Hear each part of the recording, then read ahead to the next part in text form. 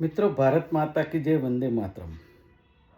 હું મુકેશ વિશ્વકર્મા પંચાલ આજે કહેવા માગું છું કે વારે વારે ધમકીઓ મળે છે ઈમેલ દ્વારા. કોઈ વાર હાઈકોર્ટ ઉડાડી દેવામાં આવશે, કોઈ વાર રેલવે સ્ટેશન એરપોર્ટની વાત કરવામાં આવે છે, સ્કૂલો ઉડાડી દેવાની, કોલેજોની વાત બોમ્બ મૂક્યાની આવે છે અફવા. આપણી સરકાર અને સરકારનો વિભાગ ને એના જે ભારતીય જનતા પાર્ટીના નેતાઓ છે એમના સ્ટેટમેન્ટ શું હોય છે કે આની અમે કાર્યવાહી કરીએ છીએ, બોમ્બ સ્ક્વોડ આવી જાય છે, બધા સતર્ક થઈ જાય છે. તો શું આ સરકારનું વિભાગ નથી કામ કરવાનું? આવું કહીને આપણે પ્રજાને બતાવીએ છીએ કે આપણે કામ કરીએ છીએ? આવું કદી ન કહી શકાય. જે પ્રજા ટેક્સ ભરે છે એની સવલતના ભાગરૂપે આપણે આ કાર્યવાહી કરીએ છીએ. મારે એ કહેવું છે કે ભાજપના નેતાએ એવી વાત કરી કે પહેલાંની સરકારો એમના પ્રધાનમંત્રીને બચાવી શકી નથી. મને એમ થાય છે કે એ જે પ્રધાનમંત્રી અમે ગુમાવ્યા છે ને, એ જે નીડર, લોકપ્રિય અને બાહોશ પ્રધાનમંત્રી હતા, સ્વર્ગીય ઇન્દિરાજી અને સ્વર્ગીય રાજીવજી, એમને યાદ કરતાં પણ આજે આંખોમાં આંસુ આવી જાય કે આજે એ ગુમાવ્યાનું અમને દુઃખ છે. એવા સતર્ક કામો કરીને ગયા છે અને આજે એ વાત કરે, ખૂબ દુઃખની બાબત છે.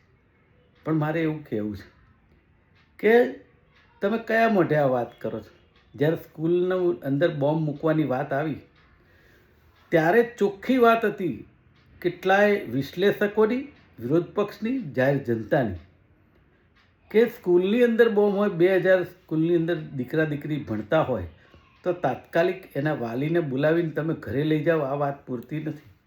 વ્યવસ્થા સ્કૂલમાં એવી હોવી જોઈએ કે દરેક સ્કૂલમાં રમતનું મેદાન હોય છે અને જો તાત્કાલિક એ દીકરા દીકરીને ક્યાંય શિફ્ટ કરવા હોય તો શિસ્તબદ્ધ રીતે એ દીકરા દીકરીને પ્લે ગ્રાઉન્ડમાં એટલે કે રમતના મેદાનમાં જવાનું કહી શકાય.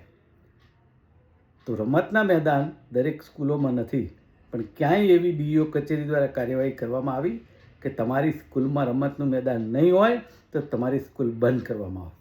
આવું નથી કહેવાતું.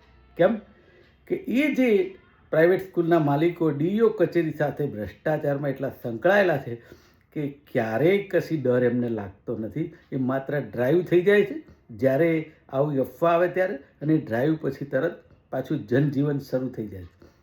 આ ગુજરાતની જનતા જાણે છે. પણ મારે એક વાત કહેવી છે આ તબક્કે. હું નહોતો કહેવા માગતો, પરંતુ જ્યારે ભાજપના નેતાઓએ કહ્યું છે કે તમે તમારા પ્રધાનમંત્રીને નથી બચાવી શક્યા. સાહેબ, એ પ્રધાનમંત્રીના હત્યારાઓને તો દાખલારૂપ સજાઓ પણ થઈ છે, પરંતુ આપણા ગુજરાતના સ્વર્ગીય ગૃહપ્રધાન માનનીય હરેનભાઈ પંડ્યા સાહેબ, એમની હત્યા થઈ છે, આખા ગુજરાતે જોયું છે. હરેનભાઈ પંડ્યાની હત્યા કોણે કરી એ આપણને કોઈને ખબર નથી. તમામ લોકો નિર્દોષ છૂટી ગયા અને તમે કયા મોઢે વાત કરો છો? આ ખરેખર વિચારે ગુજરાતની જનતા, વિચારે દેશની જનતા કયા તબક્કાનું, કઈ કક્ષાનું રાજકારણ કઈ દિશામાં જઈ રહ્યું છે. આપણે ડિજિટલ ઇન્ડિયાની વાત ચોક્કસ કરીએ છીએ, વિશ્વગુરુ અને વિશ્વની હરણફાળ ભરીએ છીએ, પણ આપણા દેશમાં શું ચાલી રહ્યું છે, કઈ કક્ષાનું કામ થઈ રહ્યું છે એ જોવું એ સરકારની ફરજનો ભાગ છે.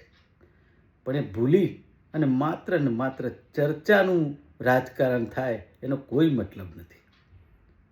મને ઘણીવાર દુઃખ થાય છે જ્યારે માનનીય પ્રધાનમંત્રી શ્રી આપણા મન કી બાત કરતા હોય ત્યારે ક્યારેય એવું નથી કબૂલ્યું કે મારા દેશની જનતા આ રીતે પીડાઈ રહી છે, જેનું મને દુઃખ છે. આવા બે શબ્દ કહે ને તો પણ લોકોને ક્યાંક હાશ થાય. પણ આજે પરિસ્થિતિ કંઈક જુદી છે. વિચારે ગુજરાત.